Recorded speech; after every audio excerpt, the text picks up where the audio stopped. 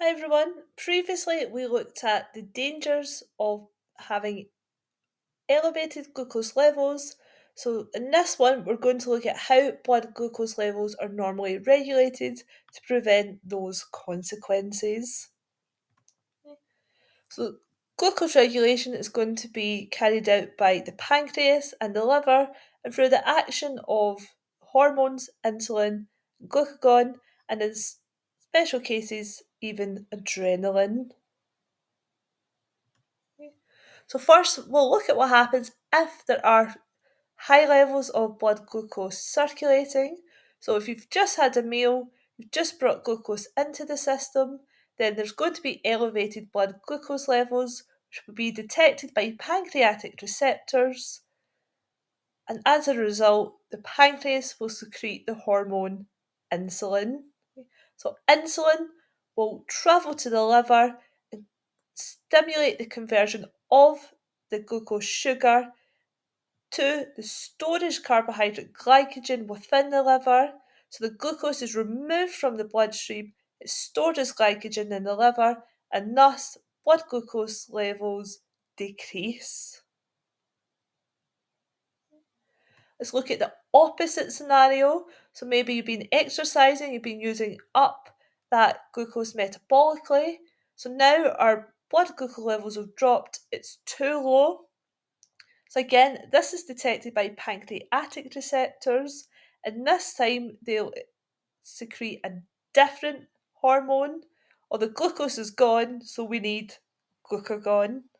Glucagon will convert the opposite reaction, so this time the glycogen back into glucose within the liver, so it gets back into the bloodstream and thus increases our blood glucose concentration to what it should be.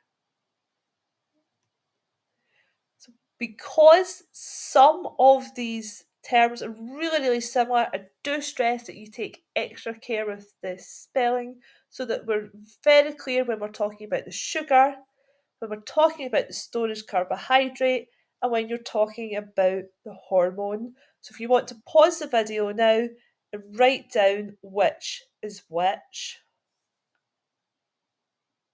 Okay? Well, the sugar, remember that's glucose. The storage carbohydrate, so the glucose will be converted into glycogen that happens in the liver, and the hormone that then stimulates glycogen conversion back into glucose is glucagon. Okay? Very similar names, so do take extra care. Mentioned at the top of the video as well that in some circumstances adrenaline might also be involved in glucose regulation. So this is during exercise or during our fight or flight response.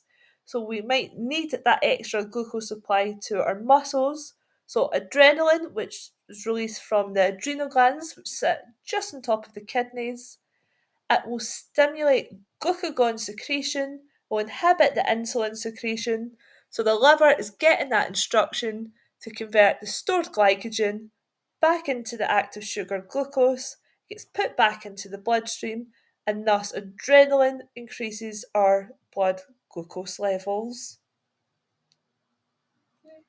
So, past paper question time. Pause the video, select your answer. So we have a flowchart which demonstrates how the concentration of glucose in blood is controlled during exercise. So blood glucose concentration decreases. So increased secretion of hormone X by organ Y. And as a result of that, there's an increased conversion of glycogen to glucose, and blood glucose concentration increases. So, which row in the table identifies hormone X and organ Y? Remember, if you've not got multiple choice, you might just be asked to state hormone X and organ Y without any of the options. Okay. So, the hormone, when blood glucose concentration decreases, that's glucagon, the glucose is gone, and the organ which secretes the hormones is the pancreas. Okay. So that's got to be option D. Then the liver does the chemical reaction, the pancreas produces the hormones. Okay. So hope that's helped with the normal regulation of glucose, but if you do have any other questions, please feel free to let me know.